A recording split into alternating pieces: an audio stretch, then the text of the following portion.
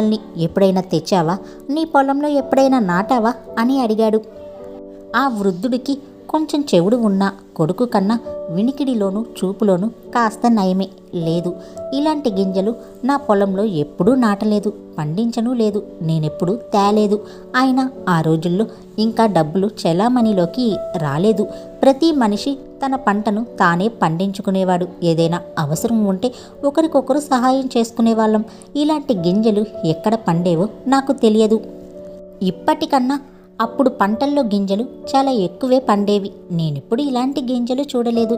కానీ మా నాన్న తన కాలంలో గోధుమ గింజలు ఇంతకన్నా చాలా పెద్దవిగా ఉండి ఎంతో పిండినిచ్చేవి అని అనేవారు. మీరు ఆయన్ని అడిగితే ఏమైనా తెలుస్తుంది అన్నాడు.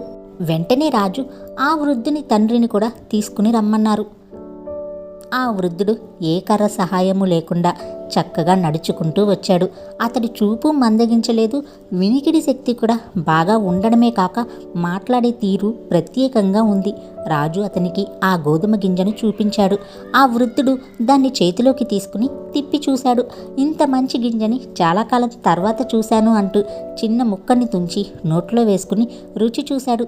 ఇది అదే రకమైన గింజే అన్నాడు. వెంటనే రాజు, చెప్పు తాత, ఎప్పుడు ఎక్కడ అలాంటి గింజలు పండించబడ్డాయి? మీరెప్పుడైనా అలాంటి గింజలు తీసుకుని వచ్చారా?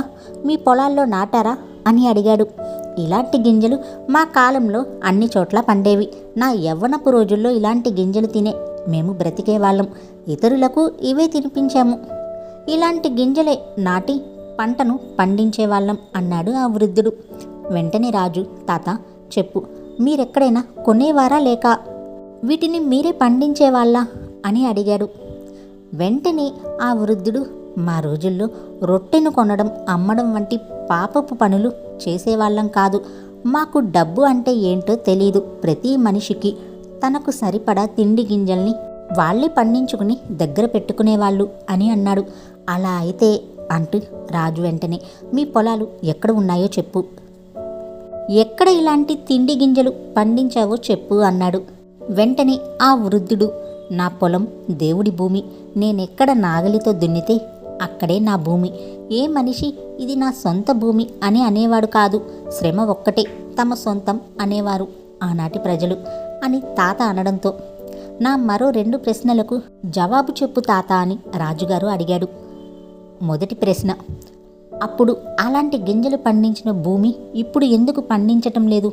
రెండవ ప్రశ్న, ఎందుకు నీ మనవడు 2 కర్రల ఊతంగా చేసుకుని నడుస్తున్నాడు?